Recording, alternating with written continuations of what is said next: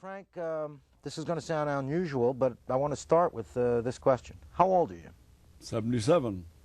Okay, now, and what have you experienced this lifetime? You're 77 now. I think the thing that is unique about my age at 77, that I did not learn until I was 65, just 12 years ago, that I'd been under surveillance by the FBI since I was 28 years of age, at a time when I gave up plans for the Methodist ministry and was working here in Los Angeles with the Archdiocesan Director of Charities on a campaign of slum clearance. Okay, so in the ghetto and barrio of Watts. That's where it began. Okay, you were 28. When was that? What year? My arithmetic's bad. It began in 1942. And continued through? 1980. 42, almost 40 years. 38 years, and well, I think you ought to know that a lawsuit was filed, and what we learned out of that lawsuit in terms of documents, but okay, but I've seen a lot of TV shows and movies, and Jimmy Stewart made a great movie about the FBI. You're a dangerous character. You carry guns, you're subversive, you're trying to poison the population. Why would they, what about you so intrigued them? Well, let me start out with Jimmy Stewart. I was very much a fan of his and very much like him, as most Americans were. I think we grew up on the belief that the FBI was a positive influence in America, protecting us and protecting our national security. But with me, it's very interesting what I've learned, because it was, as I say, just 12 years ago. I was working with this priest here in L.A. As I say, had planned on the Methodist ministry. And this priest invited me to work with him on clearing the slums of Watts. In 1942, when the first projects were built, the Housing Authority of the city of L.A. decided to segregate the people living in the barrio and the ghetto of Watts. Watts at that time was the only place in Los Angeles that was naturally integrated. So the Housing Authority built projects, one for browns, one for blacks, and one for whites. Now, this is 12 years before the Supreme Court entered the field of integration. So to Monsignor O'Dwyer and myself, the League of Women Voters, the YWCA, Catholic Women's Club, a committee of us working together, it was a moral issue. And this is branching over several religions. You had Catholic, and the Monsignor, and yourself. We had people who believed in trying to make the city and this nation and the world, for that matter, a better place. Okay. So as a moral issue, we demanded that the Housing Authority integrate people who are already integrated. Why take people out of the slums and then put them back together in segregated basis? So the priest and the rest of us stood there in front of that new project here in Watts, demanding open occupancy. And the Housing Authority gave in, largely because of the influence of this very prominent archdiocesan leader. And they came out to the project, out to the sidewalk where we were standing, in a very racist language indicated that they were going to integrate, and in a very angry way asked Monsignor O'Dwyer, well, who do you want to run it? And Father O'Dwyer had only known me since I was 25, had developed his own agenda for my life, and he said to them easily, well, let's try Frank. And so from a sidewalk in front where I was protesting segregation, I was taken inside to become the manager of the first integrated housing project in the Watts area in 1942. And that was the month, actually the week, that the FBI first classified me as a national security risk. As a what? As a national security risk. Let me tell you what happened. I received the first 4,000 pages. Your viewers ought to take a look at these pages that we have. We obtained these when I went to the American Civil Liberties Union and told them that I had found these 4,000 pages of surveillance on me. Under the Freedom of Information Act, I got those. And that showed that I'd done nothing illegal whatsoever, which I hadn't done. But it did reveal that they were following me 24 hours a day. Okay. So the ACLU here is a very large, very fine, very powerful organization. They told me they could not handle it unless I could get a very large law firm that would do it free of charge. So I went to a large law firm here in L.A., Loeb & Loeb, and showed them the case, and they agreed to take the case pro bono, free of charge. And they began a lawsuit in 1948, which we finally won in 1987. Oh, the time range here is fantastic. You started this lawsuit in 1948, and you won it. No. I started the lawsuit in 1980. Oh, sorry, 1980, and you won it. We won the lawsuit in 1987. Okay, 87. Okay, it took 7 years.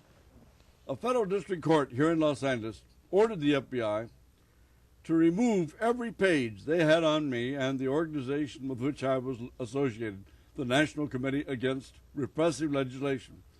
They admitted to the court that they had collected 132,000 pages of surveillance on me. The picture your viewers may see of a pile of documents with my lawyers and with Ramona Ripston of ACLU. That is only 4,000 pages. The total amount the FBI collected on me was 31 times higher than that. 132,000 Correct. pages. This must be, by estimate, how many agents working on this over the years? Well, we don't know. We did an estimate just based on the first 4,000 pages of what the FBI must have done, because many, many weeks, and we found them having 8 agents a day on me, and I was working all over the country. Anyway, we estimated they probably spent upwards of $17 million covering me over a 38-year period, but at no time did they ever suggest or show the judge one single example of any illegal conduct on my part.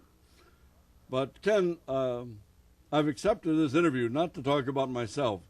Maybe this will give your viewers an example of where I come from.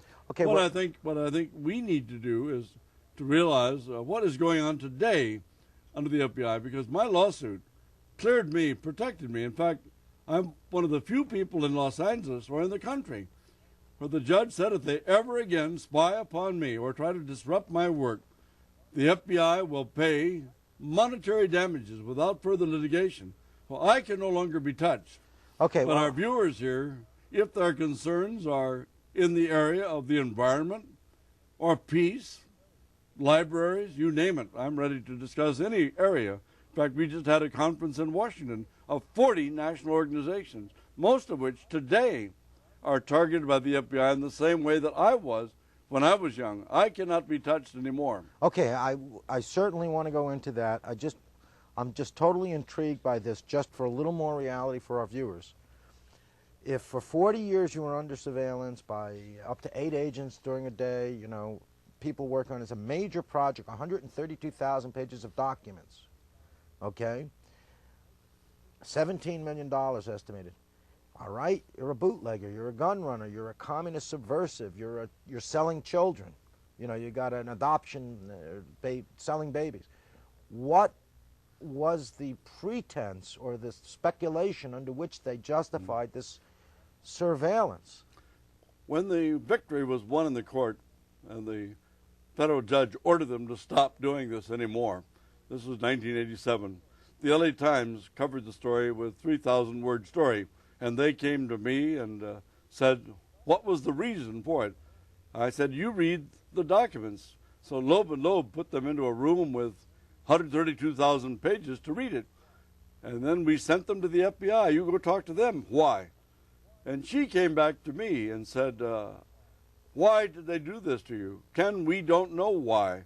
All I can tell you is that what I was doing at that time when it began is I had given up the plans for a Methodist ministry and was working with a Monsignor Thomas J. O'Dwyer of the Los Angeles Archdiocese to try to build a wonderful new housing project in Watts, integrated, and to make Los Angeles totally free of slums.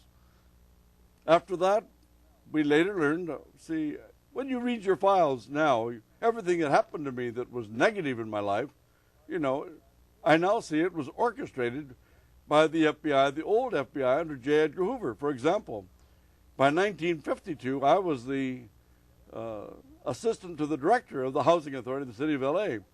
I was in charge of a $110 million site selection. I picked a massive site in Chavez Ravine where we were going to build a $35 million, that's $1952, Ken, a $35 million housing project and bring integration into areas of LA that had never been integrated. And a controversy developed over the fact that people of color would be moving into parts of LA they hadn't lived before, even though the Supreme Court had ordered it. And we now know that the FBI, J. Edgar Hoover, working with our then Chief of Police, Parker, got together with the real estate interest who owned the slums of LA and entrapped me in a condemnation proceeding, where I'm testifying as an expert witness on the need of clearing a slum, the rat infestation, the disease, the correlations, all that stuff. And the next question to me was, and now, Mr. Wilkinson, will you please tell us what organizations, political or otherwise, have you belonged to since 1929? Now, Ken, in 1929, I was the head of youth for Herbert Hoover in Beverly Hills High School. At UCLA, I was the fraternity sorority candidate for student body president. I had changed. I'd been to the Holy Land. I'd seen poverty I'd never seen in Los Angeles. And I began to change. I began wondering why were these things going on. And, you know, I had signed loyalty oaths. We had all kinds of them. I said I was not a communist. Every year we took loyalty oaths. But by 1952, I'd reached the point where I could see what was going on in the McCarthy era in this country, where teachers and trade unionists and preachers, my own Methodist minister, by 1952 had 17 citations for un-American activities. So I refused to answer the question, and I was fired. Today, we have the Dodger ballpark located in the site that was supposed to be a massive $35 million housing project. There would have been no Watts uprising in 1965, Ken, if that housing project hadn't been built. So I come to this very directly. But again, Ken, it sounds to me like you're guilty of being a compassionate, concerned person. And that can be a big crime if it gets in the way of money. So much for my background. The point. Okay, I agree. We're going to go on to what's the FBI doing today. Well, let me just transfer us slowly. Okay. We have heard of the attacks of the FBI upon Martin Luther King.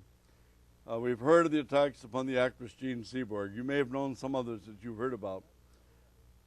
The Church Committee of the United States Senate, the late Senator Frank Church, on which Barry Goldwater, leading Republican from Arizona, sat, did a study in the FBI in 1975, 3 years after Mr. Hoover died. And they found out that 1 million Americans like me had been under surveillance where no criminal activity was involved at all, but merely where the FBI did not like your political ideas, your social actions. In my case, it was integration.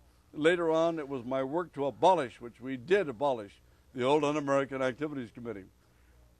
The Church Committee can reveal that the FBI had spent half of its budget on political surveillance rather than going after crime. The Church Committee report revealed that there were 25,000 burglaries into homes, into offices in this country. No search warrants, no nothing, no criminal suspicion involved broken into. Now, as a result of that, 25,000 break-ins by FBI agents or their agents or their sub-agents. Right. Now, when that report came out, Mr. Nixon was forced to resign at that point, and the new president came in was a Republican, Gerald Ford. Gerald Ford received those 3,500-page indictments of the FBI under Hoover, and he turned it over to his Attorney General, Edward Levy, who was the former dean of the University of Chicago Law School. He was shocked, and President Ford and his Attorney General Levy, in 1976, for the first time, laid down guidelines saying that the FBI hereafter could never violate the constitutional rights of an individual. In effect, they would only go after violations of federal criminal laws. Now, that this was an executive edict? I mean, That's right, executive order. An executive order that the FBI was restrained from... But what happens is, very simply, is this. Gerald Ford, and it's very, very important that people realize this man was only there 2 years. He was the first man in 50 years that put a stop to this abuse of First Amendment rights on the part of the FBI. That lasted also for the 4 years of Jimmy Carter. Then Ronald Reagan came in, and on advice of his Attorney General, Edward Meese, threw out the protections that we had from Gerald Ford. Okay, we're going to have to plaster that up again.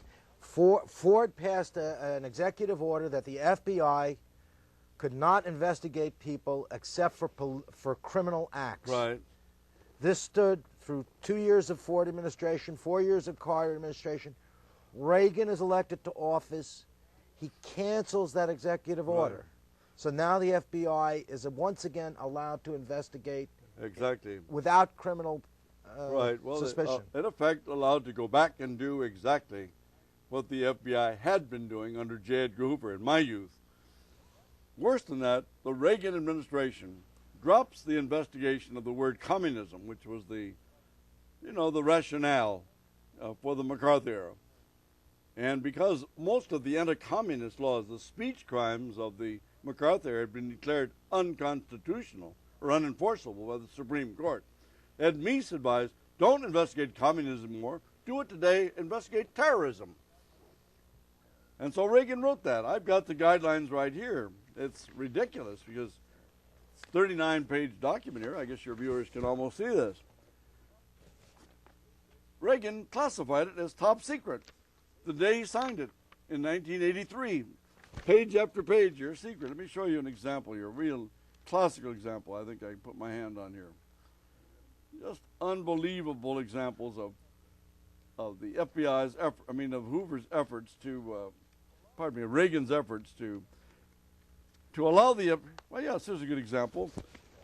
Okay, so you're showing us nothing. I thought you're pulling my leg. You're showing me blank paper. No, I'm saying this is the Reagan guidelines, now continued by George Bush, in which the public has no way of knowing what's in there. You say they're allowed to do so-and-so. We don't know. What we do know is what has happened, the empirical data. When I mentioned libraries a minute ago, let me give you a few examples of what the FBI is doing today. 3 years ago, the American Library Association, national organization in Chicago, got word that the FBI had gone to the home of a library worker in one town and at night said, we are seeing you privately, gave the man 2 names, said, will you please, at the library tomorrow, find out what these 2 men have been reading. We'll be back tomorrow night, and we'll get the data from you. Of course, we'll pay you for your trouble. Well, that library worker knew that something was wrong here. He may not have said First Amendment. He may not have described it as Orwellian, which it really was. But he notified his librarian, and his librarian notified the National American Library Association. They called a meeting in Chicago, invited the FBI director to come in, and said, did you know that your FBI agents are asking our librarians to report to them what people are reading? And Sessions, who is now the acting director of the FBI, said, yes, sir. He said, we call that the Library Awareness Program. And the librarian director said, well, you're certainly not going to continue that. Oh, yes. Well, why? And Sessions said exactly this, I'm quoting, we believe that if we know what books the American people are reading, we can develop a profile to learn whether they are prone toward terrorism, the word terrorism. That's one example, Ken. Talk about the peace movement. Many people have heard of the organization CISPAS, the Committee in Solidarity of People of El Salvador. That investigation began under Reagan back in 1981, 82. It continued under George Bush till finally in 1988. Acting Director Sessions said it was all a mistake. Now, what they went after in the case of CISPAS, Committee in Solidarity with the People of El Salvador. There are people here in the States, primarily students, who did not like Reagan's policies in El Salvador or Nicaragua or Guatemala. They have a right to oppose it, but the FBI decided to investigate them. And while it was finally thrown out because the informant blew the cover and, admitted the whole thing was scandalous, but by that time, the FBI had developed 190 front organizations, not communist fronts, as they were in my generation. But now they're under the Reagan and Bush, they're called terrorist fronts. 1/3 of those front organizations were religious groups. Half of the groups were Roman Catholic groups. Half of the religious groups? Were Roman Catholic groups. So that the FBI has targeted or made a hit list of 190 organizations Right. that it considers potential, it's labeling as terrorists. And a third of those are religious groups. A third campus groups, a third general community groups. I have the whole list of them. You know, in Baltimore, Maryland, there's a terrorist front, according to the FBI, labeled as Sisters of Mercy. That's right. Your reaction is exactly right. Can you name some major organizations that outside CISPIS? Well, in city after city, Roman Catholic churches in Louisville, in Chicago, in Baltimore, all over the country, Quaker groups. Like American Friends Service Committee? American Friends Service Committee, all over the country. Friends Religious Committee, college groups at Vanderbilt, Kent State, all over the country. They were investigated. Anyway, that's another group. Now, Sessions said it was all a mistake. But 190 organizations today are targeted that way. I'll give you one more example. And that is the question of the environmentalists. We just learned 3 years ago that when Secretary Interior Watt was Secretary of the Interior, he was under a great deal of attack because he was trying to drill oil off the California-Mendocino coast. And he was attacked. I'll give you a couple of names here. Greenpeace was one. Save the Whales was another. Opposing what? Opposing Watts because he wanted to drill oil off the California coast. Secretary of the Interior Watts went to Webster, the head of the FBI, and said, investigate these groups to find out if their opposition to my policies are due to Soviet terrorist influences. And that was done. The FBI investigated Greenpeace, Save the Whales, environmental groups that were trying to preserve the environment. Absolutely. So he brought in addition to his own political and administrative political forces, the agency, the FBI. Now, more recently, well, Frank, we don't have any more time. We have some time. You did something more than just sue the government. You formed an organization. What's it called? Well, we have the National Committee Against Repressive Legislation is formed. I'm here today from the First Amendment Foundation. Okay, there's two organizations. One is educational and one tries to get something done about this. What is the First Amendment Foundation? First Amendment Foundation, for example, took the story of 132,000 pages on the NCARL, National Committee Against Repressive Legislation, and myself, and put it into a book so that all the American people can get it. That book, by the way, has just been awarded the Lillian Hellman-Dashiell Hammett Award this year. You just that book won an award. Okay, if your viewers would like to know more about it, they can find it. If we could put up the card on the First Amendment Foundation, it's 1313 West 8th Street, number 313, Los Angeles, 90017, or you can call there, 484-6661, in area code 213. Thanks for putting that up. Yeah, and any of the stuff we're talking about here, the people want. I can tell you about it. Also, you know, I just came from Washington yesterday, where 40 national organizations, including the American Library Association, the American Baptist Association, the Arab American groups, they've been recently attacked. African American elected officials. Not attacked, investigated. Investigated. Sane Freeze? Sane Freeze definitely was there sponsoring this meeting. I know Sane Freeze. These are like retired people. These are just people all over the country concerned about nuclear war. I can tell you, Ken, that any of our viewers who have a social concern, whether it be peace or the environment or the libraries or just plain respect for difference of opinion, like our First Amendment calls for, if you become active in those today under the Reagan-Bush guidelines of the FBI, you will be subject to investigation by them just exactly as these church groups and other groups who merely oppose Reagan's policies in Central America. Now, let's be clear about it. Many people disagreed or agreed with Reagan. That's not the issue. Reagan be right or wrong. That's not the issue. Right. The point is, in America, you ought to be able to disagree with the president without having your FBI investigate you for possible terrorist influences. Okay, Frank, we're coming down towards the end of the show. I just want to show this. It's the first time I've done this, but in this current issue of Life magazine, there's a short article there on Frank, so you can read more about him there. and it's very rare that I get such a celebrity on the show. Let me just say that we're all indebted to Life magazine for having covered. It's the 200th anniversary of the Bill of Rights, you know, coming up December 15th. This particular, I'm just one case. All right, but Carl Braden and I were the last two people to go to jail for making First Amendment challenges of the old committee. That's why they have the story in there. Okay, now as we're coming down to the end of the show, I agree with you that you know, the price of liberty is eternal vigilance, and that you just can't shuck that responsibility or say somebody else has to do it. So what, as we close the show, look to the camera, you know, the one that's in front of you, and tell the people what could they actively do in their immediate areas without having to go to Washington and carry signs. What can the public do? There's nothing wrong with carrying signs. But I mean, not everybody can go to Washington. Right. Well, in their own community, I think the first thing to do is to learn the facts. Don't just take my word for it. There's a video tape that's available telling these things with a professor at UCLA and myself describing what's going on. Get the facts. If you want more information, I'll get the facts. If they want to know what the FBI did specifically, I can get it.